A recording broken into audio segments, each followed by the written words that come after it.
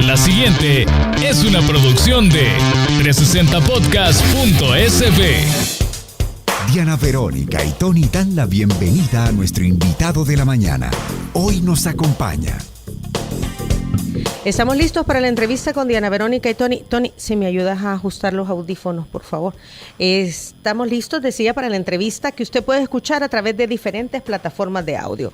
Spotify, Google Podcast, Apple Podcast, Amazon Music y también en TuneIn. Y es que la entrevista con Diana Verónica y Tony ahora es parte de 360 Podcast, Tony. 360 Podcast, el primer hub de podcast salvadoreños, 360podcast.sb. La entrevista se sube todos los días. Dele clic a la campanita para que le caiga la notificación y escuche usted la entrevista en demanda cuando usted así lo quiera. Así es. A ver, nuestro invitado, ¿cuándo fue la última vez que estuvo aquí? Estábamos haciendo cuentas. A ver, dígalo. No, fecha no me acuerdo, pero fue para me tocó traer tamales. El Día de la Virgen de Candelaria, sí. Pero del 2020. Dos años, sí. Era candidato.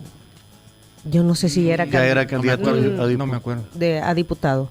Todavía no, creo que no se habían abierto. No, creo que todavía no. Ajá, para esa sí, creo que esa fue la última vez. Pero si trajo tamales era porque le salió el muñequito, sí, ¿verdad? Sí, a la primera. A la primera.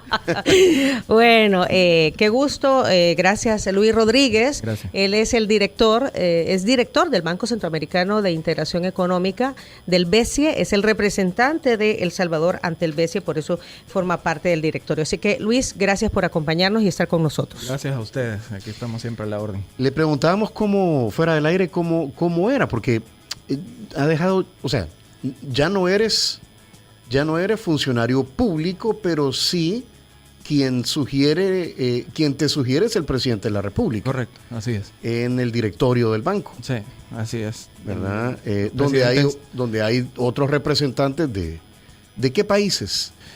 Bueno, quiero ver, México, voy a ir enumerándolo, ¿verdad? Ajá. México, Guatemala, Belice, El Salvador, Honduras, Nicaragua, Costa Rica, Panamá, Colombia, Argentina, República Dominicana, Cuba, España, Taiwán, Corea del Sur. Un montón. Esos son, sí. A ver, es que son Banco Centroamericano de Integración Económica, o sea, es Centroamérica, pero tiene como los que no son de la región centroamericana, ¿son la misma calidad de miembros o son extrarregionales? Extrarregionales, obviamente tienen voto, tienen incidencia. Lo único es que en el caso de algunos países, llamémosle los asiáticos, México, España, regularmente no usan al BESIE, no es su finalidad. Ellos cumplen otra función, colaborando, por ejemplo, con fondos de coinversión, fondos de inversión, cooperación técnica no reembolsable, etcétera. Y ahí es donde ellos pues van trabajando junto con el banco, donde la finalidad es apoyar a los países de la región. En este caso Centroamérica y República Dominicana. ¿Cómo se fondea el Banco Centroamericano de Integración Económica? Bueno, cada país pone son cuotas, ¿verdad? Si se quiere llamar así. Cada quien pues tiene un monto. Los centroamericanos, los fundadores, digamos desde Guatemala hasta Costa Rica tenemos el 51% de las acciones del banco. Los demás países tienen el resto, y por otro lado los mismos proyectos, ¿verdad? Que van obviamente digamos a su manera. No es un banco privado, no funciona de la misma manera, pero digamos todos los proyectos pues tienen un sistema de pago y tienen también un sistema de retorno de inversión, ¿verdad? Entonces ahí es donde... O sea que es una combinación pública-privada. Es una combinación pública-privada. Un cuchual. Sí, vemos digamos las dos áreas. Obviamente el pastel se reparte mucho más en el área privada, en el área pública, perdón. Pero aún así hay proyectos de inversión privada bastante interesantes en la región. Mira, esa parte no la sabía así de clara. Entonces, ¿cómo funciona el banco, Luis? Porque, a ver, el objetivo del banco es fondear con recursos a los Estados miembros para el desarrollo de proyectos, pero entendería yo que proyectos con beneficio social. Sí.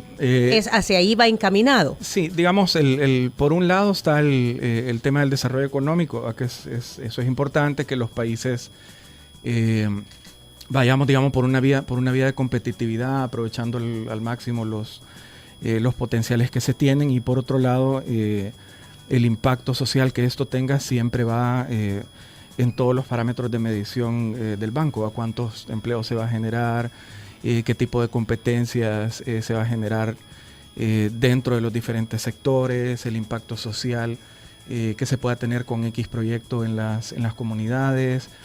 Hay enfoques muy específicos en temas medioambientales y de sostenibilidad. Hay enfoques muy puntuales también en el sector mujer, digamos, puntualmente. En educación nos hemos metido bastante desde el año pasado, digamos, es uno de los puntos donde más estamos nosotros invirtiendo.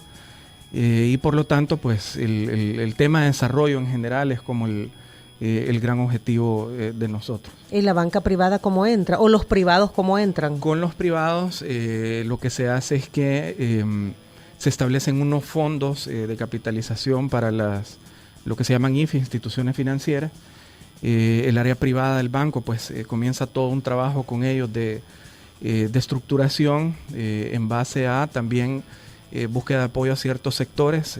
Por ejemplo, la última operación que nosotros hicimos ha sido de $60 millones con el Banco Cuscatlán, valga el comercial. No hay problema, aquí se pueden decir marcas. Con el Banco Cuscatlán, con lo cual se está buscando un esquema de financiamiento para MIPYMES.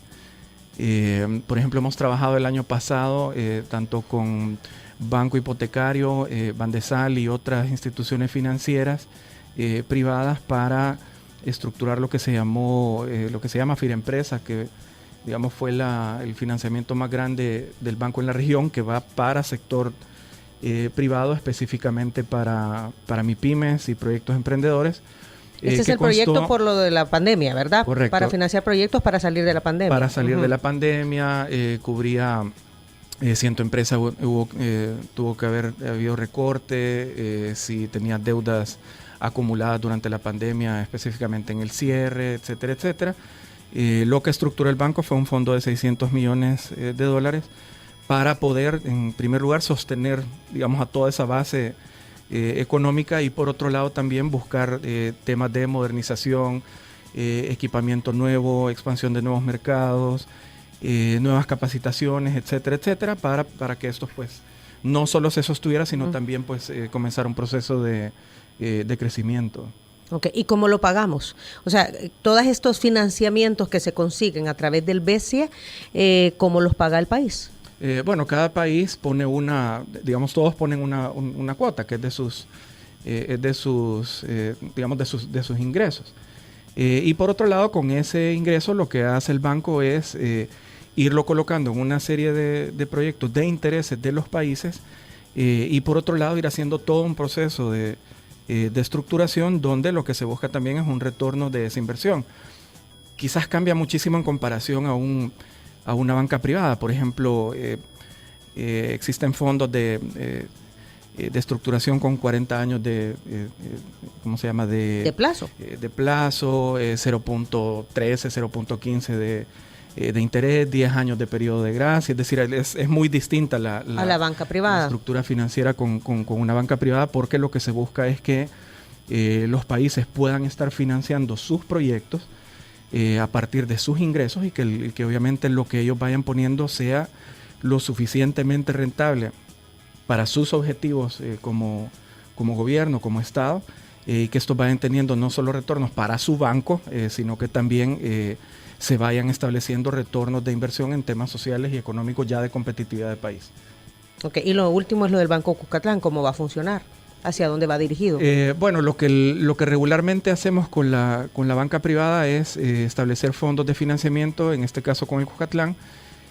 Con ellos se crea una subestructura, digamos que ellos van a operar con los fondos que nosotros estamos poniendo. Regularmente se ponen, parte de estos fondos se ponen como garantía también, puesto que mucha gente no la tiene. Con esto, digamos, apoyamos a la base económica que tradicionalmente no puede acceder a un a un crédito salvo ciertas condiciones especiales, y con eso los bancos pueden ir estructurando financiamiento ya para los usuarios, en los que se les colabore con el tema del riesgo, y por otro lado pues tengan mejores tasas, mejores intereses, y ellos puedan ya seguir con sus proyectos. Siempre para las MIPYMES. Correcto, normalmente es así. Y por otro lado, pues si hay algún proyecto muy especial con ciertas características de monto y complejidad, el banco puede asumir también un acompañamiento y un financiamiento directo, pero sí la magnitud de esto pues es también bastante especial. Uh-huh. Luis, ¿qué proyectos que está corriendo o que va a correr esta administración están ustedes involucrados? Quizás si vamos un poco en orden, o algunas cosas que ustedes pues han también recibido aquí en su programa. Por un lado tenemos en temas de infraestructura. Como tal, llevamos un portafolio de inversión para carreteras, fronteras, pasos a niveles, bypasses, etcétera, donde quizás los que les podría mencionar un poco más atractivos está el bypass de la Libertad, por un lado. Por otro lado, la frontera de Angiatú, que el presidente la lanzó el año pasado. El paso de los Chorros, por ejemplo, todo el bypass de los Chorros es financiamiento a través del BESIE con fondos coreanos. El viaducto, ¿verdad? El viaducto de los Chorros, con fondos coreanos, donde ellos primero se establece un monto de inversión para todo lo que son los estudios técnicos no reembolsables, prefactibilidad, factibilidad, diseño, etcétera, etcétera, y luego el paquete de financiamiento. Eso por el lado de las infraestructuras. Por otro lado, el proyecto de Prodeporte, por ejemplo, es todo el tema de infraestructura deportiva a nivel nacional, que se trabaja junto con el INDES. Es financiamiento BESIE. ¿Y esto es de cara a los Juegos 2023? ¿Estos cambios? Sí, es de cara a los Juegos 2023, pero lo que se buscó junto con el INDES, y esa visión nosotros la tenemos bastante clara, es que la infraestructura tenga un componente social bastante alto. En el tema de que si a nivel nacional se carece de infraestructura para que las comunidades, las escuelas, etcétera, puedan practicar algún deporte, en este caso pues el diseño y todo el ecosistema que lleva esta infraestructura pues pueda brindarle a la sociedad espacios deportivos adecuados para poderse desenvolver. Entonces tiene por un lado un tema importante, que es el deporte de alto rendimiento, si lo queremos llamar así, que también pueda recibir este tipo de actividades con la infraestructura adecuada, pero sobre todo lo que nosotros vemos como con un mayor grado de retorno de inversión en temas sociales es que se pueda abrir a las comunidades, y estas pues puedan tener un espacio para poder practicar cualquier tipo de deporte. Ahí es donde nosotros le vemos el gran valor a esto. Por otro lado, pues como les comentaba, el proyecto de Firempresa, 600 millones para toda la base económica de MIPYMES y proyectos emprendedores. Ese se aprobó el año pasado, ha caminado bastante bien, por lo que hemos estado cambiando tanto auditorías así como también intercambios técnicos con Bandesal. Es un proyecto bastante exitoso, pues que ha sostenido, digamos, por sus resultados la base económica, y eso nos alegra a nosotros bastante. El hecho de que se sostenga implica más comercio, implica otro tipo de, probablemente la creación de otro tipo de industria, quizás un poco atípica en lo que ha llevado la historia. Tiene un impacto también a nivel regional, puesto que quizás nuestros principales socios en temas MIPYMES somos los países de Centroamérica. Y por otro lado, pues implica impuestos, implica generación de empleo, etcétera, etcétera. Por lo tanto, pues tiene toda la viabilidad para poderse llevar a cabo. Estamos también junto con el Ministerio de Vivienda y el Fondo Social para la Vivienda trabajando, se aprobó y ya se está trabajando $50 millones para el proyecto Provida. Este proyecto lo que tiene es... se busca financiar a la gente que no ha tenido acceso a vivienda de interés social, con tasas súper amigables, con una serie de componentes que tanto el Ministerio como el Fondo Social han diseñado en cuanto a leyes. Él ya no es una persona de la familia a la que accede el crédito, ya se pueden diferentes miembros de la familia, lo que eso les permite pues mostrar un ingreso distinto. Que eso ya lo tenía el Fondo Social para la Vivienda. Tiene un componente muy puntual donde el 60% del crédito tiene que ir enfocado a mujeres. Eso digamos no estaba. Y por lo tanto pues es un proyecto que está funcionando bastante bien. Hoy estamos buscando un componente para poder apoyar a la industria de la construcción enfocada en vivienda de interés social, que no a cualquiera le atrae. Pero ha salido, digamos, una serie de interesados ahí que el día viernes estuvimos hablando con Michelle Sol sobre esto para poder empezar a estructurar un financiamiento para poder activar la industria de la construcción en este aspecto.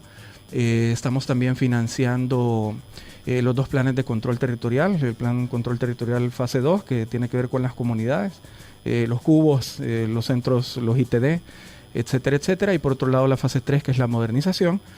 Estamos financiando también Mi Nueva Escuela y la brecha digital. Mi Nueva Escuela pues es todo el tema de infraestructura nueva para las escuelas, sobre todo con daños históricos severos, ¿verdad? Que ahí es donde nosotros nos enfocamos bastante. Y el tema ¿Qué es lo que anunció el ministro interino? Sí, de la intervención de infraestructura en centros escolares. Sí, que fueron fue hace 15 días. Y el fin de semana creo que fueron a ver el proyecto piloto, que ya está prácticamente la nueva escuela ya está prácticamente terminada.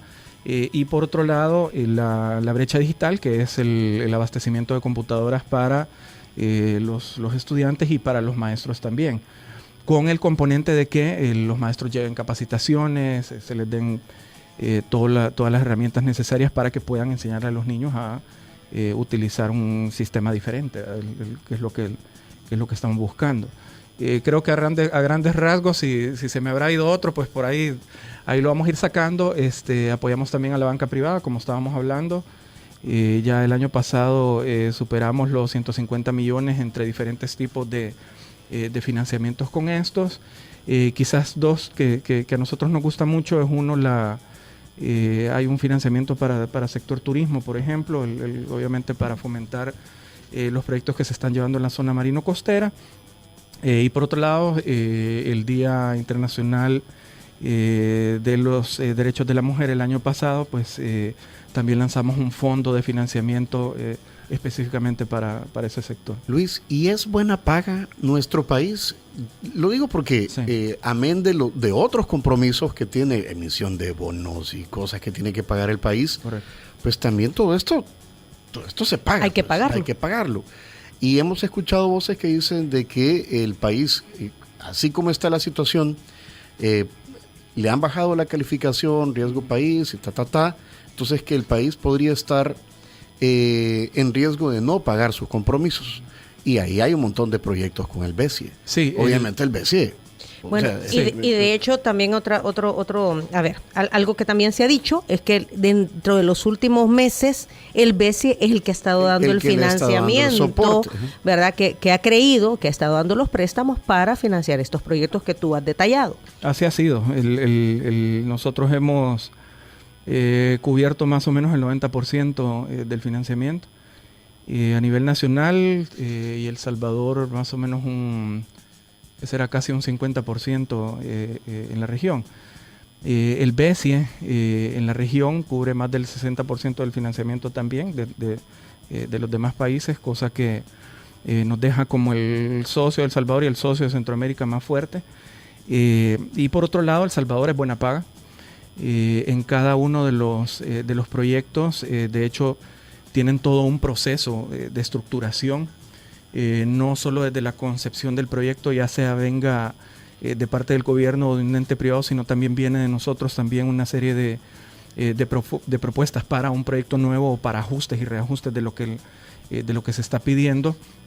Esto pasa todo un proceso donde, si es necesario en el camino ir haciendo una serie de estudios, pues el banco soporta con apoyo técnico no reembolsable para que tengan una base técnica y financiera lo más sólido posible esto aún así pasa por una serie de comités internos dentro del banco donde pueden decir no, donde pueden decir ok, hay que hacer estos ajustes, etcétera, etcétera.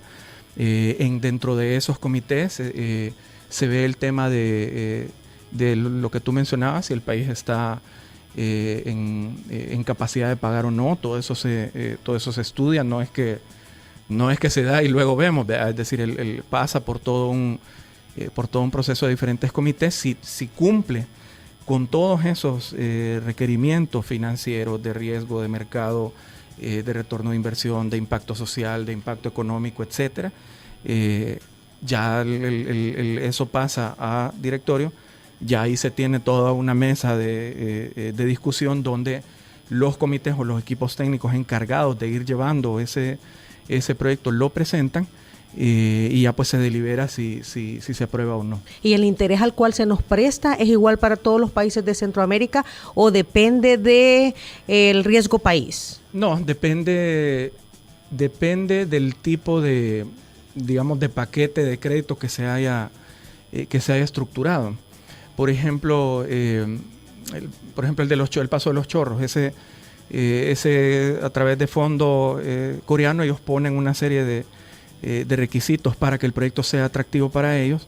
Si el proyecto los cumplen, pues pasa a ser una especie de proyecto nivel A, y esto implica 40 años para financiar el proyecto, 0.13 de interés, X cantidad de años para periodo de gracia, etcétera. Mi nueva escuela, por ejemplo, y Provida, que es el de vivienda, se trabajó con un fondo llamado Fondo de Pobreza, que es fondo del BESI, donde lo que se busca es que el impacto directo y físico del proyecto, puesto que está amarrado a infraestructura, sea en zonas de pobreza, en zonas de pobreza extrema. Eso es como un requerimiento, y las condiciones son bastante similares al tema de Corea. Entonces depende del tipo de... Y es considerado el riesgo país. Pero, sí. Insisto, porque pues sí, o sea, otros organismos financieros... Al final, un banco, pues. Ajá, esto es un banco. Sí, todas las... Aquí me atrevo a hablar por todas las multilaterales, todas consideran eso dentro del proceso de estructuración. Y como les repito, pues todo esto se somete a un comité. Los comités van revisando los históricos del país, los históricos de pago, cómo está el tema de riesgo, etcétera, etcétera. Y ahí es donde se delibera si se da o no. Si no, BID no estaría estructurando, digamos, más proyectos. Si no, Banco Mundial no hubiera puesto los 200 millones para desarrollo local, y si no, nosotros tampoco estaríamos poniendo nada. Entonces, digamos, trabajamos de manera similar, donde los comités van evaluando todo este tipo de cuestiones en el entorno. Y no pone nerviosos a los directores del banco, el tema del Bitcoin, por ejemplo, ¿verdad? Que ha recibido observaciones del Fondo Monetario Internacional, que no han recomendado la utilización del Bitcoin como moneda de curso legal. No nos voltean a ver así como nerviosones. Mira, cada proyecto tiene su área de discusión, digámoslo así. O sea, obviamente son financiamientos fuertes los que se hacen. Siempre surgen preguntas tanto en comités así como en directorios, independientemente del proyecto que se dé. Siempre hay una discusión alrededor de todo esto. En el caso del Bitcoin, el banco tomó a bien proponer un estudio técnico no reembolsable para esto, donde el estudio al final se le entregue, digamos, al país una serie de datos y recomendaciones para la mejor aplicación de este proyecto, en temas de educación financiera, de temas tecnológicos, tipología de criptomoneda, tecnología que se tiene que utilizar alrededor de todo esto, conectividad que se tiene que dar en este proyecto, temas culturales y de comunicación puro y duro, digamos, para que tenga una mejor aplicación de temas legales, financieros para el país. Nosotros consideramos que ha sido por el momento el aporte o el mejor aporte que el banco puede dar para colaborar con esta iniciativa. Obviamente nosotros lo vemos, y eso pues se ha expresado en otros medios nacionales e internacionales. Nosotros lo vemos como un proyecto de innovación financiera bastante interesante, donde, como repito, el estudio técnico creo que va a dar mejores herramientas o lo que consideramos buenas herramientas. ¿Y a qué nivel está el estudio? El estudio está en elaboración en este momento. Se está trabajando con el Ministerio de Hacienda, con el BCR, entiendo que con la Superintendencia del Sistema Financiero y otras entidades alrededor de estas que puedan colaborar, digamos, a su mejor ejecución. O sea que el BCE, ante la introducción del Bitcoin como moneda de curso ilegal en el país, lo que hizo es decir, bueno, vamos a hacer los estudios pertinentes para que esto sea viable, ¿verdad? Y para que el país tenga la información necesaria. ¿Hay una fecha límite para la entrega de este estudio y ver resultados? Sí, hay una fecha límite, no la tengo ahorita en la cabeza, pero sí hay una fecha límite. Creería que son unos 2 meses más, una cuestión así en la que se va a entregar ya el estudio al país, digámoslo así, para que se tomen las mejores decisiones. Ok, aquí pregunta el periodista Rodrigo Baires. El BCE tiene una política de acceso a información pública para ver los proyectos de El Salvador. Muchos de estos proyectos no son públicos en el país. ¿Hay información sobre estos proyectos que está financiando el BCE y a dónde se encuentra? No entiendo lo último que está preguntando, pero sí hay una política de acceso a la información. En el portal pues se accede a lo que se necesita. Sí, tal vez lo que quiere decir él es que no se conoce que se están haciendo estos proyectos. Bueno, y por eso entrar ¿en dónde? ¿En el portal del BCE? Sí, ahí se accede, pues ahí se solicita la información o incluso se ven hay ciertos documentos donde se entiende un poco más digamos, cómo se han estructurado las cosas. Nosotros, digamos, lo manejamos de otra manera, independientemente de que exista un portal para esto, pues nosotros estamos en el esfuerzo de ir comunicando cómo es que van las cosas. Fuimos a la Asamblea Legislativa, de hecho, a inicios de este año, a presentar un estatus, una rendición de cuentas donde no solo se presentaron las operaciones que se están haciendo y los impactos de cada una de estas, sino también cómo trabajamos. Ahí se les explicó un poco al momento de recibir una solicitud o al momento de hacer una propuesta por todos los comités y todos los procesos que esto lleva internamente en el banco para que ellos tengan un poco más clara la... Me imagino que todos los países están tocando a las puertas del BCE para la ejecución de proyectos. ¿Hay algún cupo por país? De decir, bueno, miren, ya El Salvador ya, ¿vea? O Guatemala o sí, qué sé yo. Es decir, hay techos, hay cupos. Sí, hay techos, digamos, por país. Obviamente, digamos, se le da una cierta prioridad a los países fundadores, ¿verdad? Que es por lo que está hecho el banco, digamos, en su espíritu. Obviamente todo esto se va midiendo no solo a través de comités del banco, no solo a través del directorio, sino también a través de cada una de las estructuraciones que se va haciendo. Al final, pues, cada país tiene una línea de prioridades, digámoslo así, donde obviamente también se discuten con el gobierno, ¿okay? ¿Cuál es tu prioridad? Tenemos portafolio, obviamente hay cosas que se retrasan o que incluso se quitan para que entren otro tipo de financiamiento, donde es el gobierno el que define cuáles son las prioridades y por dónde es que nos vamos a mover. Hace poco conocimos de este mercado regional de deuda que se quiere hacer a El Salvador como el hub. A ver, si nos explicas de qué trata esto, pero yo lo uno con el tema de riesgo país y con el tema de las negociaciones con el Fondo Monetario Internacional, pues $1.300 millones que todavía ahí estamos pendientes, todavía no se sabe de dónde se va a financiar la brecha dentro del presupuesto general de la Nación.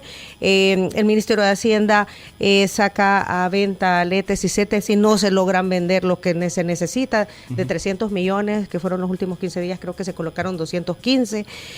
Entonces uno se pregunta, bueno, ¿y cómo es que El Salvador se podría convertir en un hub para colocación de deuda, si aquí hay problemas para eso? Te lo voy a explicar quizás con un proyecto. Por ejemplo, hace poco Panamá estaba estructurando un proyecto de energía, más o menos unos $900 millones, una cuestión así.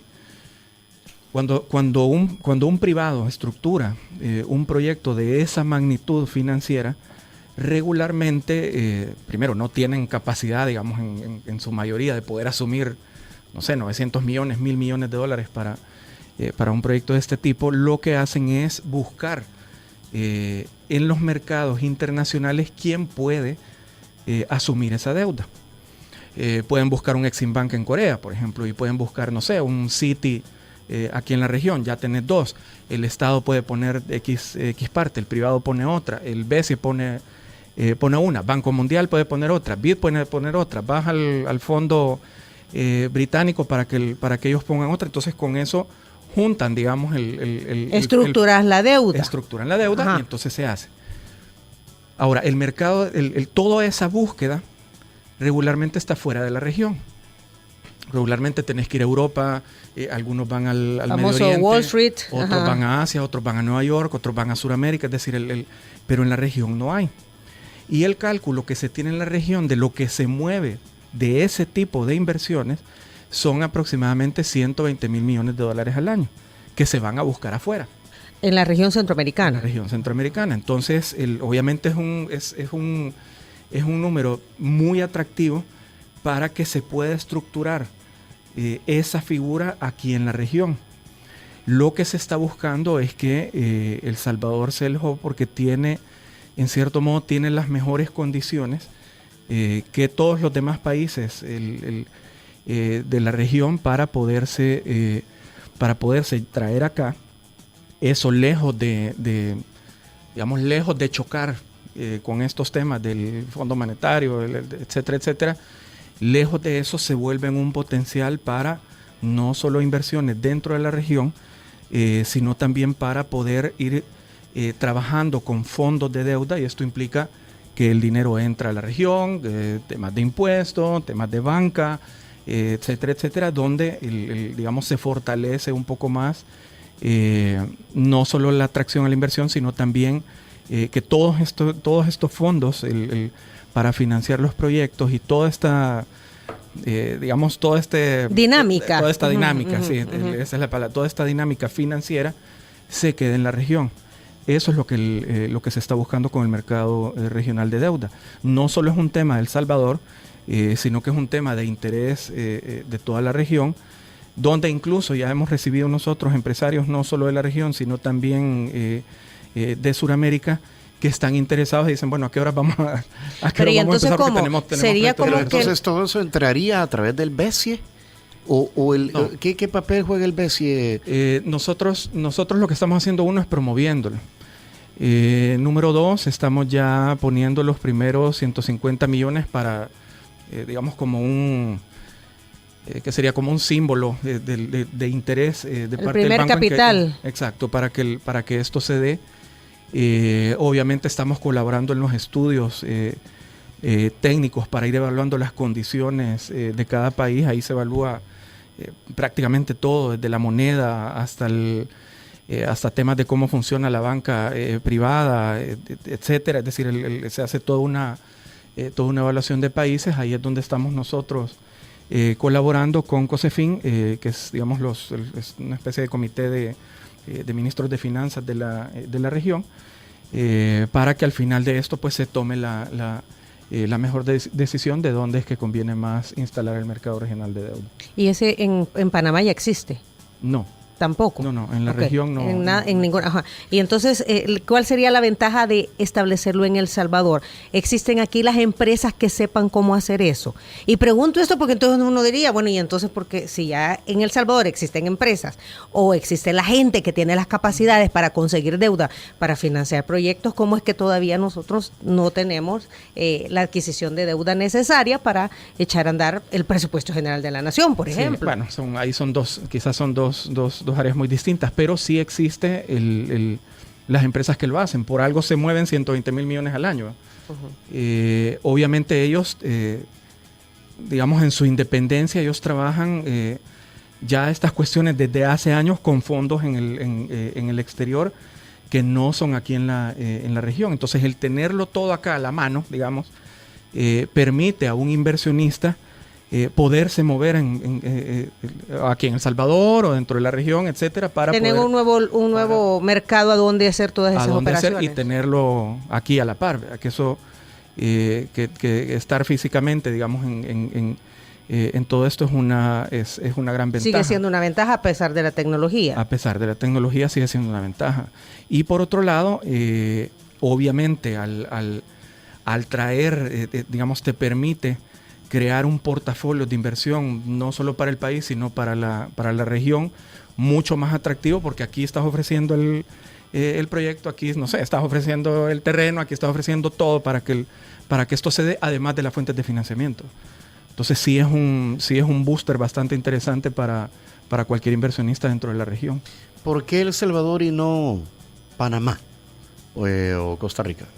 Bueno, porque quizás con Costa Rica hay un tema de dólar que es bastante, digamos, bastante ventajoso para nosotros. Aquí se mueve mucho mejor la banca privada, es un punto importante. Digamos, en cierto modo las decisiones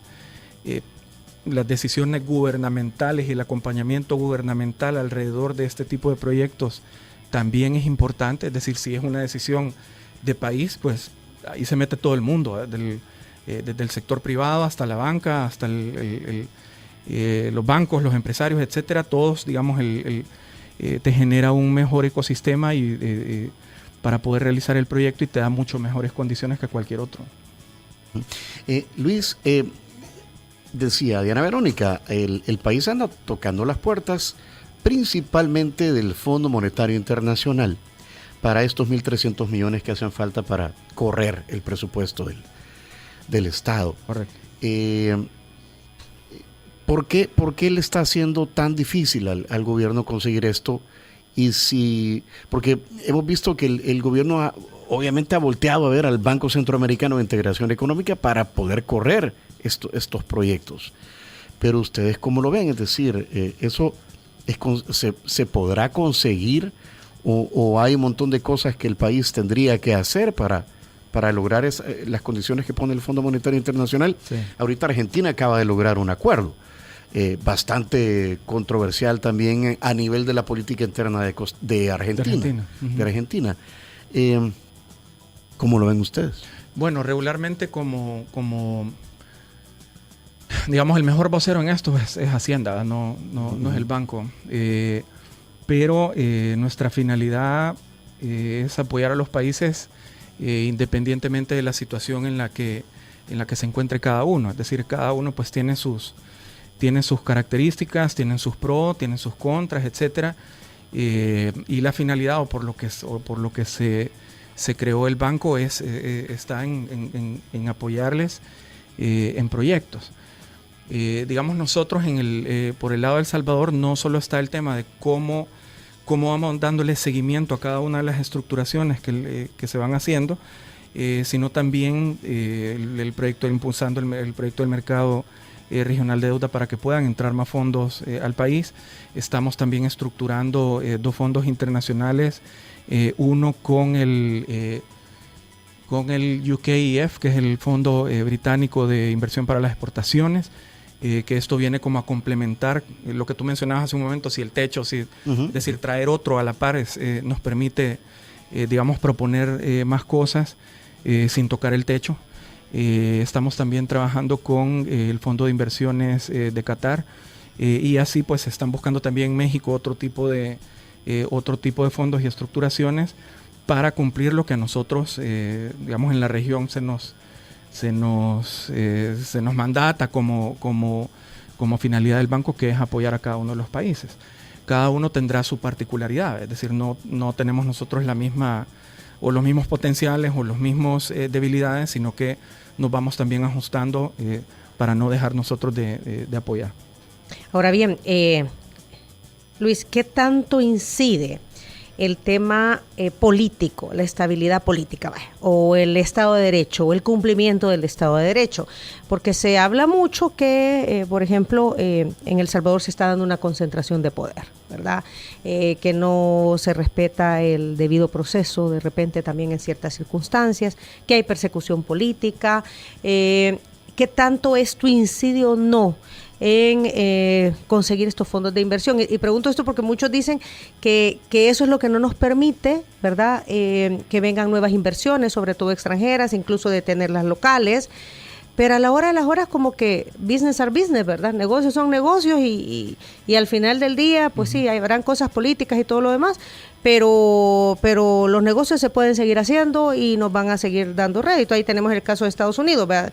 No se lleva con Venezuela, pero ahorita necesita petróleo y se están poniendo de acuerdo. Bonitas se veían las banderas de Estados Unidos y Venezuela, dijo. Así dijo Maduro. Maduro, exacto. O sea, se verán cosas, dice la Biblia, ¿verdad? Entonces, ¿qué tantas estas situaciones inciden? Porque el banco, ya tú lo decías, se fondea de fondos de los países de la región, pero lo que busca son inversiones desde el extranjero para echar a andar proyectos, en realidad. Entonces, ¿qué tanto esto incide o no incide? ¿O de qué depende? Mira, esa es una buena pregunta. Depende de que tengas a Luis en el directorio.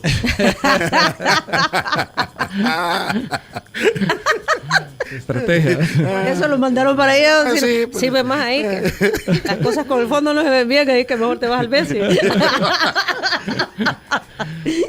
Bueno, nosotros, por ejemplo, digamos, desde el lado nuestro, nosotros, en cuanto a inversión internacional, si se quiere ver de esa manera, actualmente nosotros estamos estructurando un aproximado de $500 millones en inversión internacional a través del banco.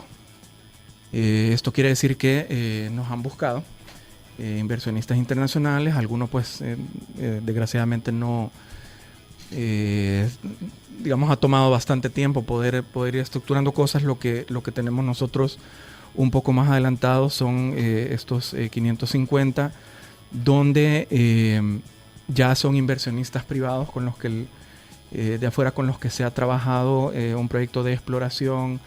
Se le está colaborando con estudios técnicos no reembolsables, se está estructurando y haciendo un acompañamiento para estructurar también la base estratégica de sus proyectos de regionalización o ampliación o primera inversión aquí en el país. Y por lo tanto sí estamos nosotros viendo en lo que nos compete, una dinámica bastante interesante al respecto. Favorable. Sí, nos han buscado de manera directa, por un lado. Por otro lado, también el mismo gobierno, a través de o la Secretaría de Comercio e Inversión, o a través del Ministerio de Economía, o de proyectos estratégicos, nos mandan a los empresarios para poder evaluar la intención que tienen de invertir, poderles dar las mejores recomendaciones y evaluar el acompañamiento del banco o no en la iniciativa privada que ellos tienen. Digamos, es lo que nosotros vemos, es lo que nosotros percibimos dentro del entorno en el que nos movemos. Digamos, sí hay ciertas discusiones alrededor de lo ¿Dudas? que dicen. Dudas no, alrededor de lo que dicen, digamos, pero sigue siendo lo que dicen. Nosotros estamos para estructurar proyectos y ahí es donde nosotros nos concentramos. Obviamente, dentro de cada proyecto que se estructura o se solicita, sí hay un intercambio, hay una discusión previa a que pase, o un filtro, donde se evalúa el impacto que va a tener esta inversión, donde se evalúa la tipología que tenga esta inversión, y alrededor de esto pues se diga, bueno, te vamos a acompañar o vas a tener que cambiar este tipo de cosas para que nosotros podamos acompañarte.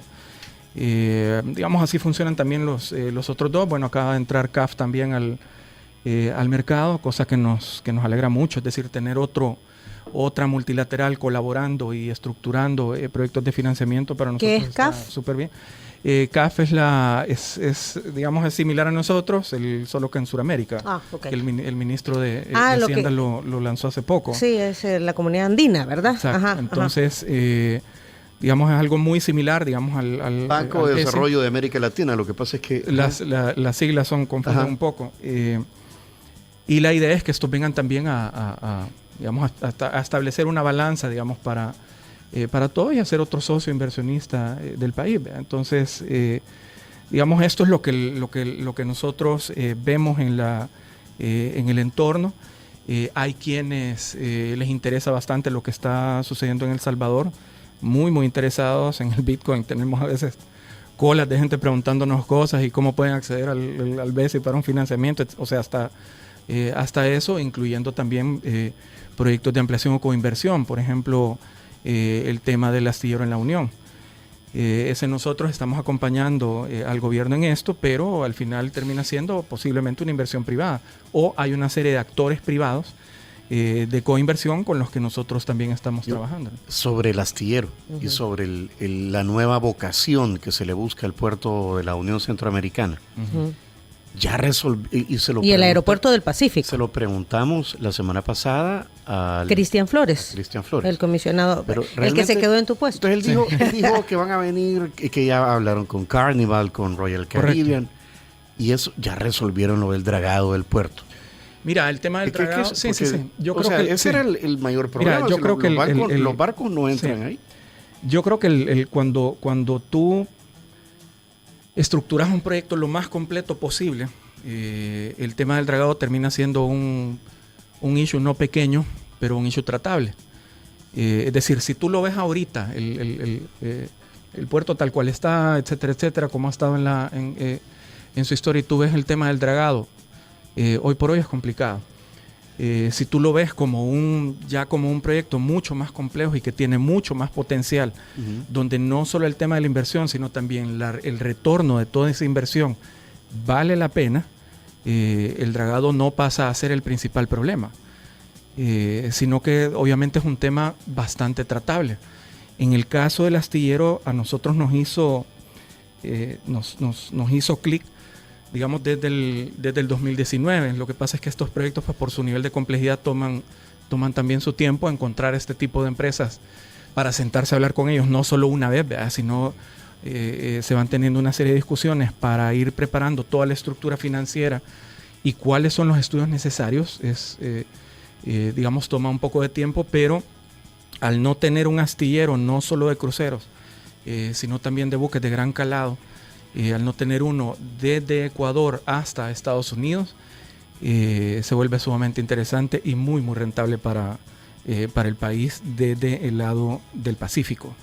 Se vuelve muy interesante y sumamente rentable también para las navieras, puesto que regularmente los astilleros a los que ellos acuden por su complejidad están en el Caribe. Ahí tienen temporadas de huracanes, por lo que tienen que mover sus astilleros flotantes hasta Europa, incluso hasta Asia, o tienen que mover sus buques por el otro lado hasta Asia o hasta Europa desde el lado del Pacífico. Eso es carísimo para ellos, y por lo tanto tener uno en la región se les vuelve bastante factible para poderlo operar.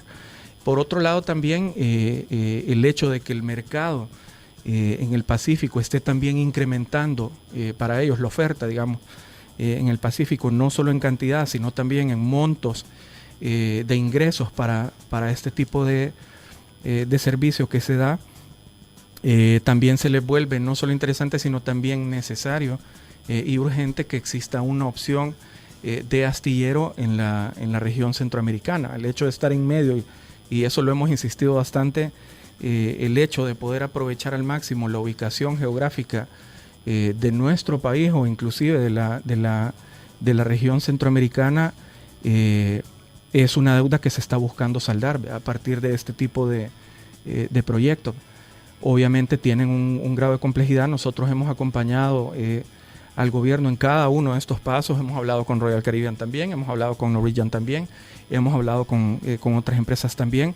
Ahora, desde nuestro lado, estructurando ya un posible esquema de financiamiento, de estudios complementarios para financiar al privado, para que los puedan hacer y sea factible para ellos la zona del Salvador. Y aquí se evalúan cualquier cantidad de cosas, ¿verdad? Del mercado, la tipología de buque, el tema de empleo, la capacidad de la gente para poderlo operar, el esquema de financiamiento o los esquemas de posible financiamiento, los esquemas de asocio en todo el entorno con las empresas complementarias a estos, empresas de repuestos, empresas de capacitación, empresas de tecnología, etcétera, etcétera. Todo el trabajo urbano que se tiene que hacer en la zona no solo es un proyecto en astillero, es todo un proyecto urbano el que se va a hacer. ¿Cuáles son los impactos económicos que tiene todo esto, no solo en el país, sino también para las empresas que vayan a ofrecer su servicio? Todo eso se está trabajando en conjunto con el gobierno, y es donde el BESIE pues está acompañando en primera fila este proyecto. Definitivamente es un asocio público-privado o una concesión. Pues hay diferentes opciones, ¿verdad? O sea, esa es una bastante factible, la concesión es otra factible, otra puede hacer que el mismo Estado lo financie y este ingreso vaya de hecho mucho más multiplicado que poderlo hacer con un APP. Yo creo que al momento de tener en la mesa las diferentes opciones, sobre todo en esquema de financiamiento, es donde pues van a tomar la mejor decisión para esto. Nuestra responsabilidad es entregarles, digamos, todas esas opciones lo más detallado posible. Muy bien, muy bien. Esta entrevista la pueden volver a escuchar en 360podcast.sb o en distintas plataformas: Spotify, Google Podcast, Apple Podcast, Amazon Music y TuneIn. Luis, gracias por la visita. Creo que tocamos base ahí con varios temas relativos al Banco Centroamericano de Integración Económica. Vamos a ver cómo se van desarrollando estos proyectos. El seguimiento necesario, bcie.org, sí, correcto. ¿Verdad? Ese es el sitio. Muy bien. Gracias, Luis. Gracias por todas las apreciaciones. Como dice Tony, les vamos a dar seguimiento, ¿verdad? Porque de este tema del Puerto de la Unión y el desarrollo de esa zona, veníamos hablando desde hace años, ¿verdad? Sí, correcto. Yo creo que esta vez están... creo que porque hemos visto estudios antes, ¿verdad? Creo que la vez pasada tú lo mencionabas, hay una hilera de estudios y cosas. Hombre, estudios de factibilidad y sí. Se ha gastado en eso. Sí, creo que se dejaron de hacer unos muy, muy pragmáticos que tiene que ver con temas de mercado, comercialización, tipología de la infraestructura que ni modo, ya la tenés. Pero que al final el punto con esto es sacarle la mejor visión estratégica al asunto. Y es ir a buscar a los actores correctos, ¿verdad? No sé con qué tantas navieras se han sentado antes, al menos lo que yo sé personalmente y por boca de ellos no había habido un acercamiento de este tipo, ni con algo ya, ni con un proyecto ya en mano y con un posible financiamiento en mano y con todo el Estado pues apoyando esto. No se había visto antes, y por lo tanto pues en tiempos creo que vamos bastante bien. Se están corriendo algunas cosas, de hecho ellos están corriendo, navieras y industria, empresas, etcétera, también están corriendo por el interés que se tiene alrededor de esto, y los vamos a acompañar. Muy bien. Esta fue una producción de 360podcast.sb.